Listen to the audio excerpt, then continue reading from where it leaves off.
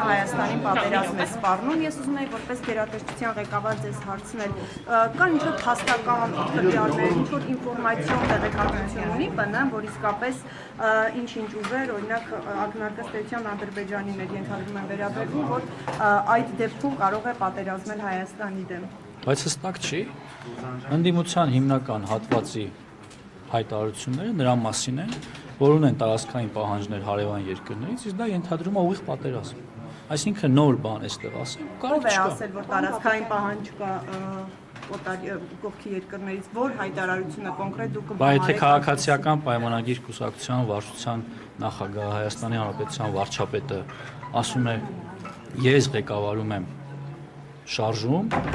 որը չի շարունակելու Ղարաբաղյան շարժումը։ Բայց ով է ասում, որ պետք է շարունակվի ընդդիմությունից դա եմ հարցը։ Գրեթե բոլորը։ Չէ, կոնկրետ հայտարարություն։ Այսինքն քաղաքական գնահատականներ են դրանք պատկերացնում։ Դա քաղաքական գնահատական չի։ Այդ քաղաքական գնահատականները պիտի լինեն պատասխանատու։ Չէ, նկատի ունեմ վարչապետի պնդումը պատերազմի մասին, քաղաքական գնահատականներ են, ոչ մի փաստական ակնհայտ է, որ նրանց ռազմատենչ կեցվածքը վերելու է պատերազմ։ Նոր բան չէ։ Տեսեք, այս օրերին ընտրություններին չնայած դեռ որոշակի ժամանակահատված կա, բայց քաղաքական ուժերը, որոնք հիմնականում մասնակցել են ընտրություններին, ներկայացնում են իրենց անվտանգային մոդելը, պատկերացումները այդ զինված ուժերի բանակի վերաբերյալ։ Վերջերս ներկայացրեց նաև այդպիսին Սամվել Կարապետյանը, նրա ձևավորած ուժեղ Հայաստան կուսակցությունը հայտարարում են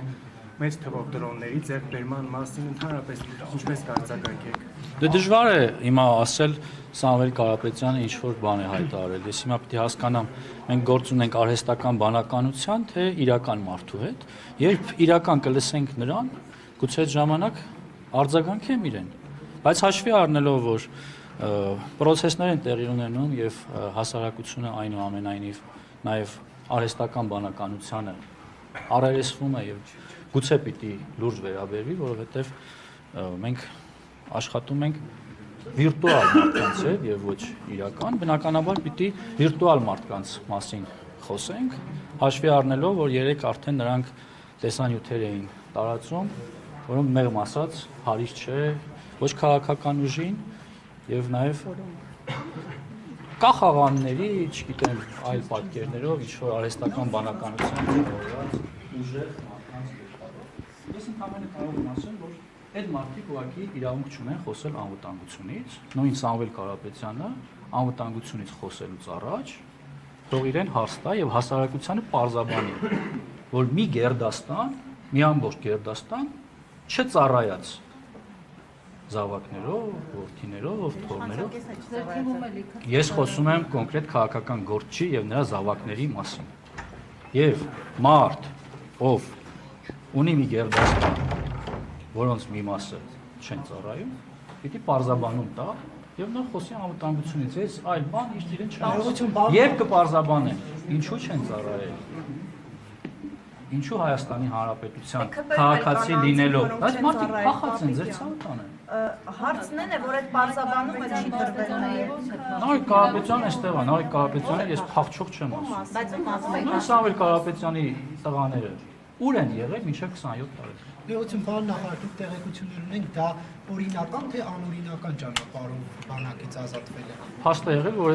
այդ մարդիկ բանակից չեն ազատվել։ Այդ մարդիկ մինչև 27 տարեկանը եղել են Հայաստանի Հանրապետության քաղաքացի, բայց չեն ծառայել Հայաստանի Հանրապետության։ Այդպես հազարավոր Այ պարզապես ոչ մի ծրագիր չեն օգտվում։